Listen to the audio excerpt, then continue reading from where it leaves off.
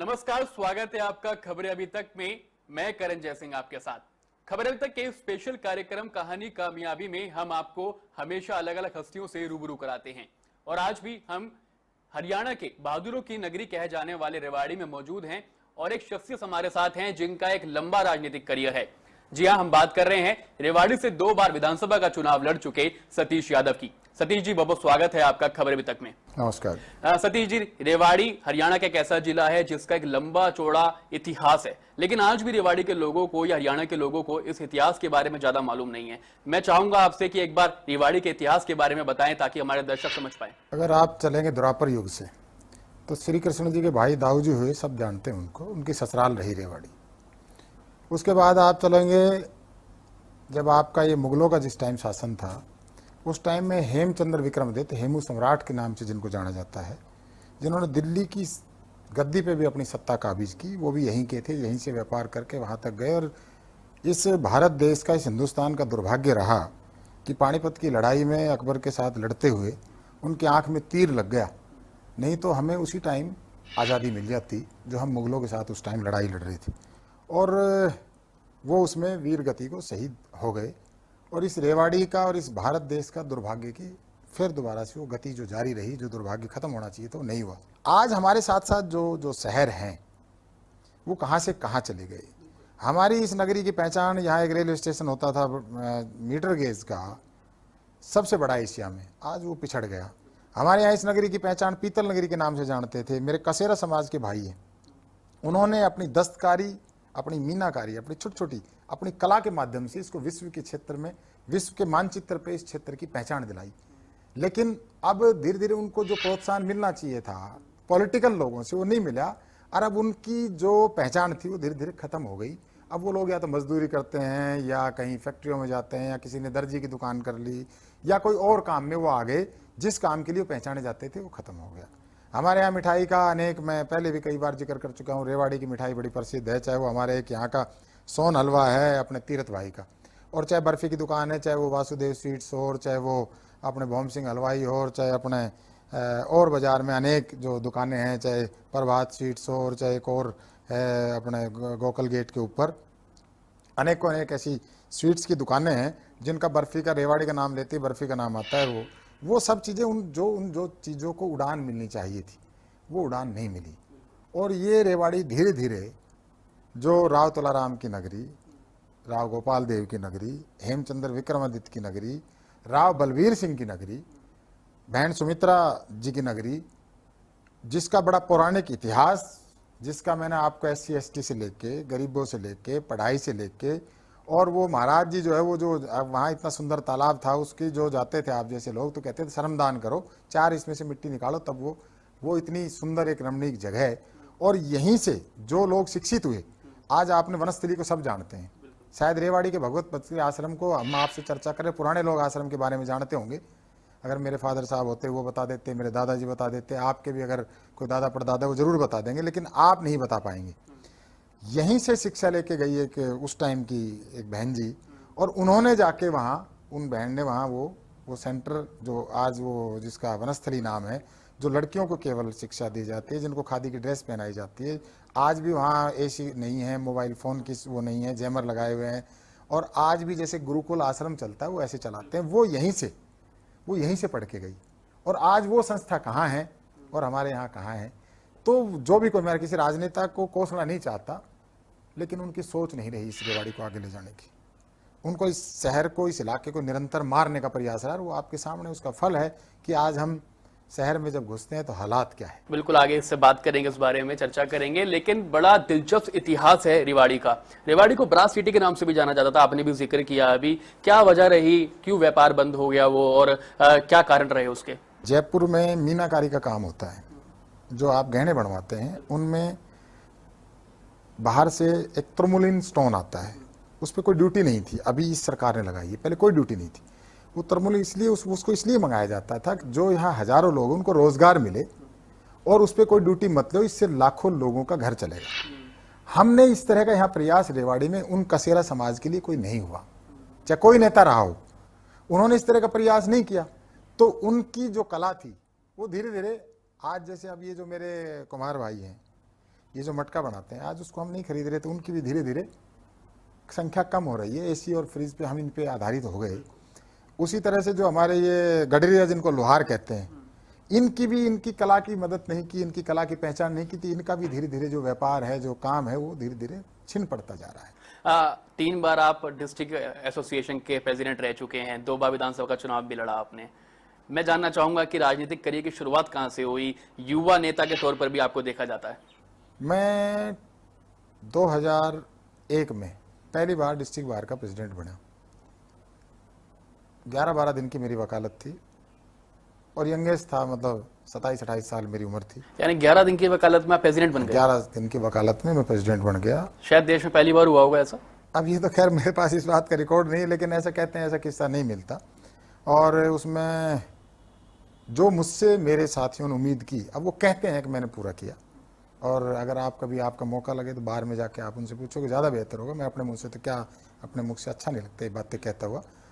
मुझसे मेरे एक पिता तुल्य हैं जिनको मैं अपना गॉड फादर कहता हूँ, बाबू शंकर लाल जी। उन्होंने मुझे मेरे जीवन के कुछ टिप्स दिए थे जब मैं बार एसोसिएशन का प्रेसिडेंट का चुनाव लड़ रहा था, और उन्होंने मेरे से कुछ वचन लिए थे। मैं उनके वचनों पे, शायद अगर आप उनसे कभी मिलोगे तो मैं उनके वचनों पे, शायद मैं उनकी उम्मीद पे मैंने काम किया। और मैं फिर वहाँ 3 टाइम रहा। वहीं से फिर मैं जिला परिषद का अध्यक्ष बन गया। फिर मैंने 2 चुनाव लड़ लिए। तो इतना मेरे कोई राजनीतिक पृष्ठभूमि नहीं है।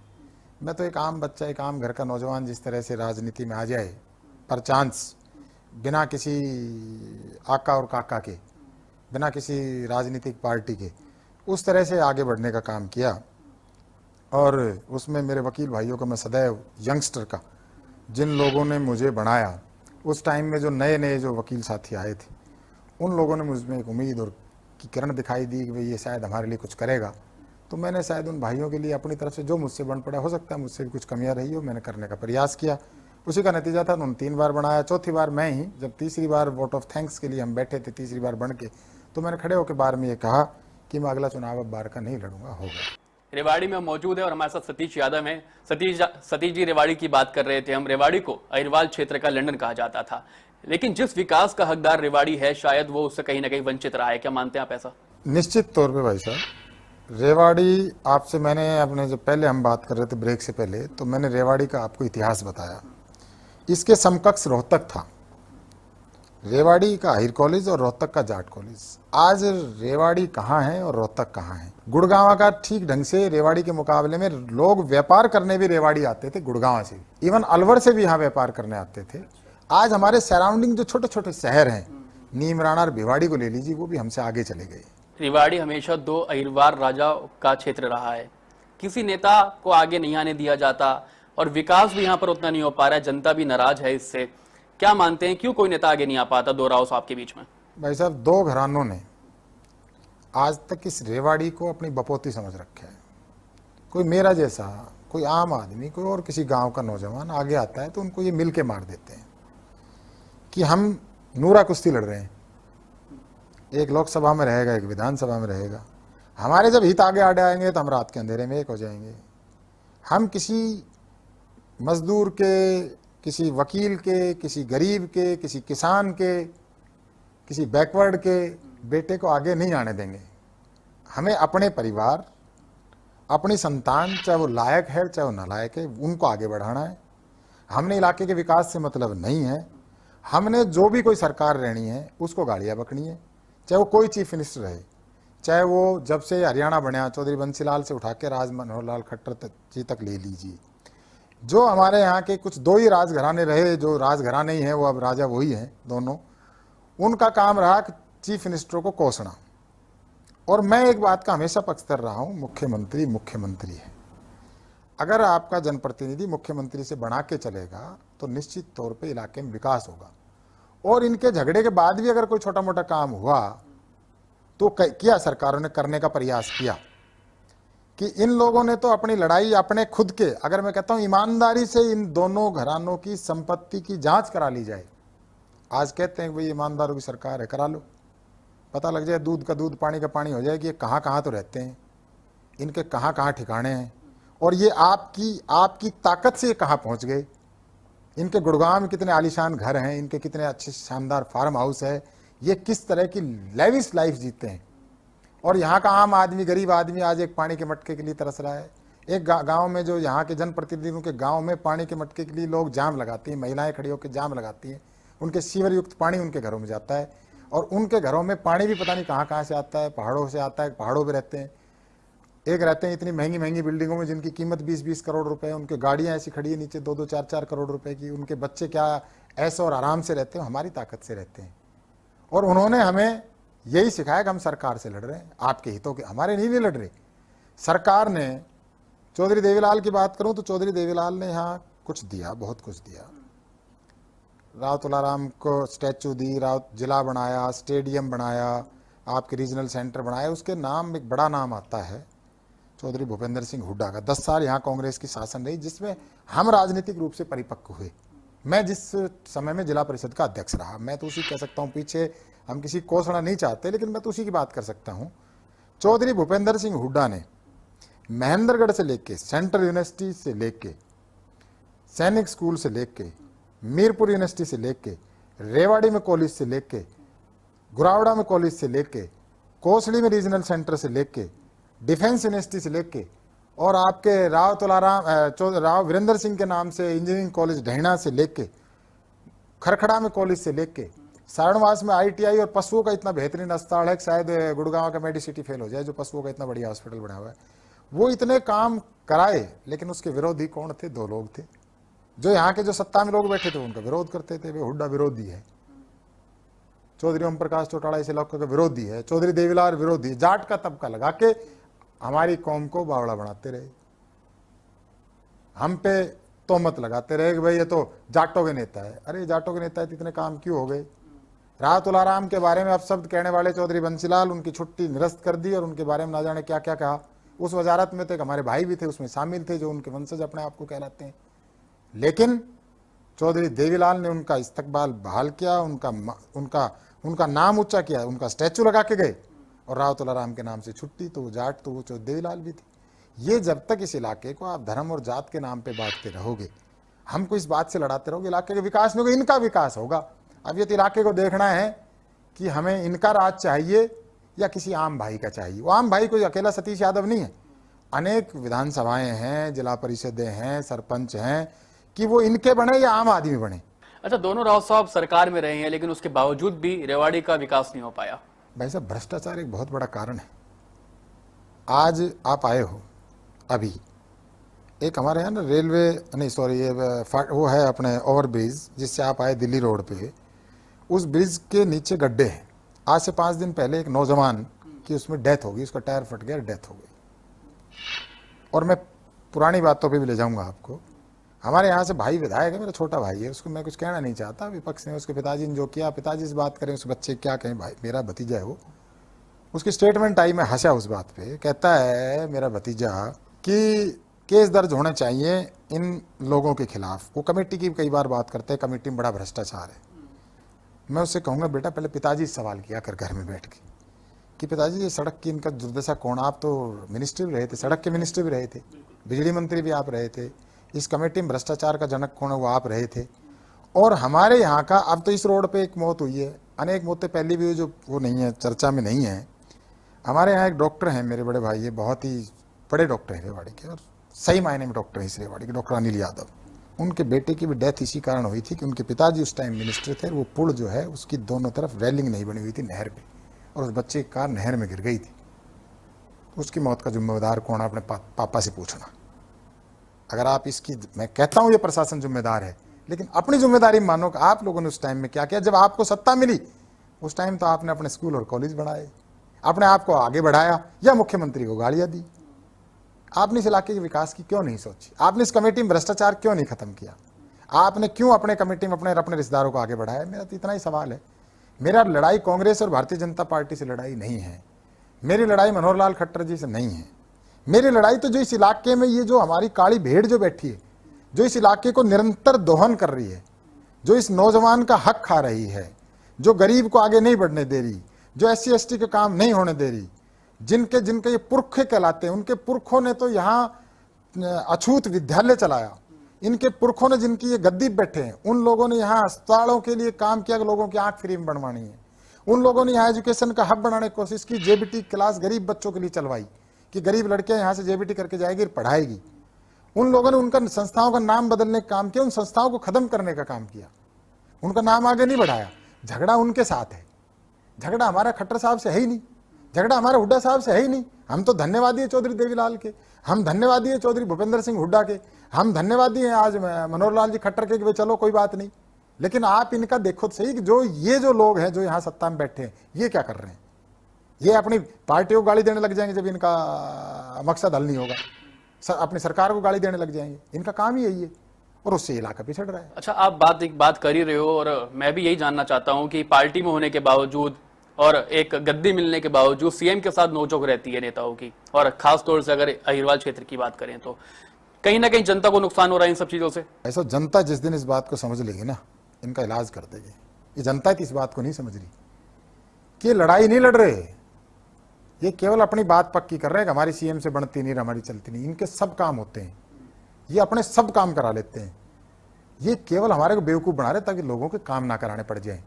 और इनकी समझ में ये आ रही है कि जिस दिन ज़्यादा विकास हो गया उस दिन लोगों की समझ में आ जाए कि तुम्हारे पास आना बंद कर देंगे, जब तक ये इलाका पिछड़ा हुआ है तुम्हारे को वोट दे रहे हैं। इनकी समझ में आ रही है मेरा इलाका जाग रहा है, समय लगेगा, मेरा नौजवान जाग रहा है, एक नई पीढ़ी नई आस के साथ आगे बढ़ रही है। वो जरूरी नहीं सतीश यादव के रूप में आगे बढ़ रही है, सतीश यादव तो एक उनका सहयोगी, एक साथी है। अनेक नौजवान के मन में हिलोरे ले रहे हैं कि हम भी अपने इस इलाके के लिए कोई काम करेंगे। और बहुत ज़्यादा बड़ा ये नहीं है इसमें। उस टाइम हुड्डा साहब ने कहा था 2009 में कि मैंने 2700 करोड़ रुपए दिए रेवाड़ी में। हमने उस टाइम सवाल किया था जो यहाँ के जो आज सत्ता में बैठे या विपक्ष में बैठे लोग हैं कि वो कहाँ गया 2700 करोड़ रुपया, 1600 करोड़ या 2700 करोड़। अब एग्जैक्ट मेरे भी हो, काफ़ी दिन की बात होगी, याद नहीं, 10-12 साल की। कहाँ गया वो पैसा? आज भी ये जो कह देंगे मैंने ये पुल बनवा दिया मैंने, अरे ये तो वक्त की भाई डिमांड है, आप कहीं नहीं बनवा रहे वहाँ बन रहे हैं। ये तो वक्त के साथ हाईवे सब कहीं बन रहे हैं।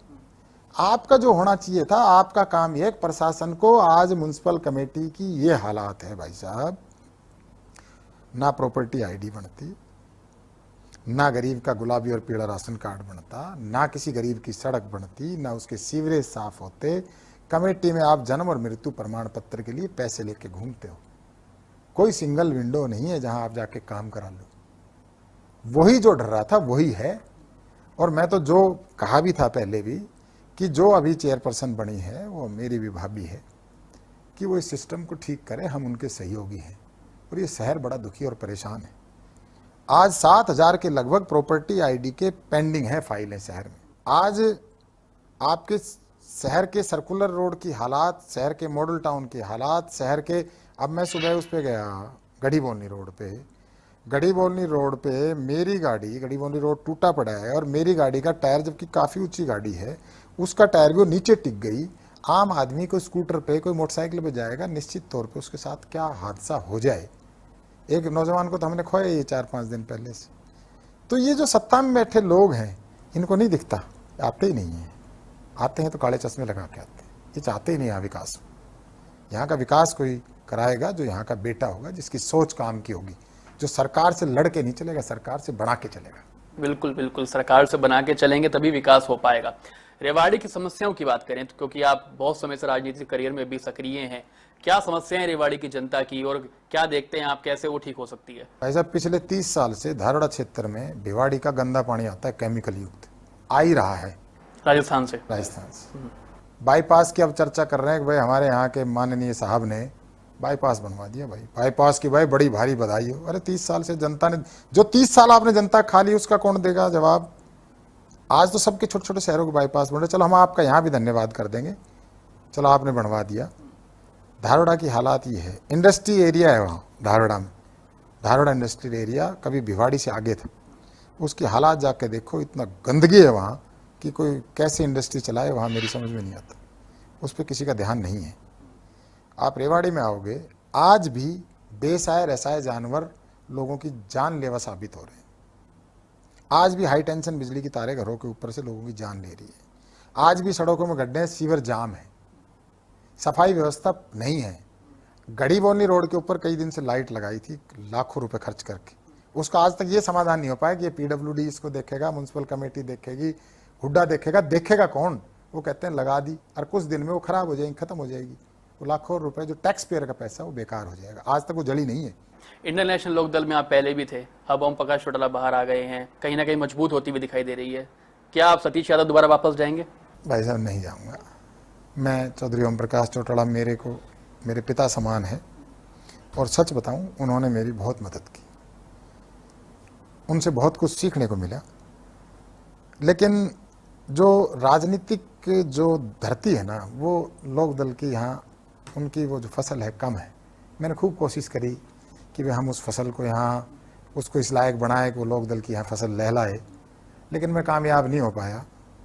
मैं चौधरी ओम प्रकाश चौटाला का दिल की गहराई से सम्मान करता हूँ, और क्योंकि उनके बेटे अजय सिंह मेरे दोस्त और भाई रहे, इस नाते वो मेरे पिता तुल्य भी हैं।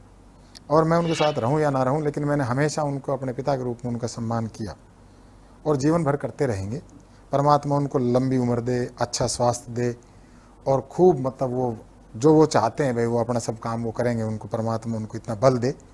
लेकिन मेरी अब उनके साथ राजनीतिक पटरी मुझे नहीं लगता कभी बैठेगी। कौन सी पार्टी साथ बैठेगी फिर?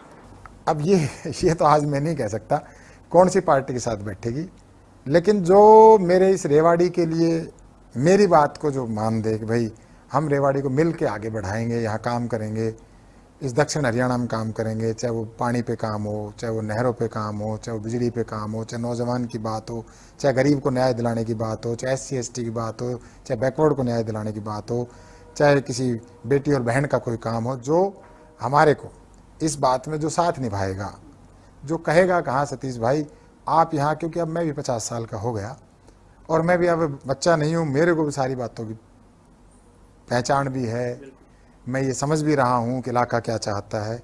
तो जो मेरा इलाका चाहेगा उसके अनुरूप काम करूँगा। और सपना केवल एक कि रेवाड़ी को लोग देते हैं हम इसको पेरिस बनाएंगे, कोई कहता है चंडीगढ़ बनाएंगे, मैं नहीं, इसको रेवती नगर बनाएंगे, इसको दाऊ जी की ससुराल का दर्जा दिलाएंगे, इसको हेमचंद्र विक्रमादित्य जी की जो सम्राट रहे, सम्राट हेमचंद्र विक्रमादित्य जो था उनका नाम याद दिलाएंगे, हम इसको कसारा समाज के याद दिलाएंगे, राव तुलाराम का नाम याद दिलाएंगे, राव गोपाल देव का नाम याद दिलाएंगे, राय बहादुर राजा बलवीर सिंह का नाम याद दिलाएंगे, बहन सुमित्रा जी का नाम याद दिलाएंगे। तो मुझसे अगर कोई भूल हो भी रही हो तो मुझे क्षमा करते रहना। और मेरा मकसद केवल राजनीति में चुनाव लड़ना नहीं है, मेरा राजनीति में आने का मतलब बदलाव है। वो बदलाव चाहे मैं करूं चाहे कोई और दूसरा नौजवान करे। वो ये जो राजघराने जो इस शहर इस इलाके पे पिछले 50-60 साल से सत्ता अपनी बपोती मान के बैठे हैं, उनके साथ सीधी लड़ाई है। अब उनके साथ कोई छद्म लड़ाई नहीं है कि एक बार लड़ेंगे एक बार नहीं। अब उनसे लड़ाई उनसे है, चाहे लड़ते लड़ते चाहे राव तुलाराम आज़ादी नहीं दिला पाए, लड़ते ही लड़ते राव गोपाल देव शहीद हो गए, हम भी इनके साथ लड़ते लड़ते हो जाएंगे, लेकिन इस इलाके की आवाज़ को हमेशा बुलंद रखें। बहुत बहुत धन्यवाद हमसे जुड़ने के लिए, हमें अपना कीमती समय देने के लिए। तो रेवाड़ी से सतीश यादव हमारे साथ थे। आज के लिए इतना ही, मिलेंगे आपसे कहानी कामयाबी की में अगले एपिसोड में और रूबरू होंगे किसी और शख्सियत से। तब तक के लिए देखते रहिए खबरें अभी तक। नमस्कार।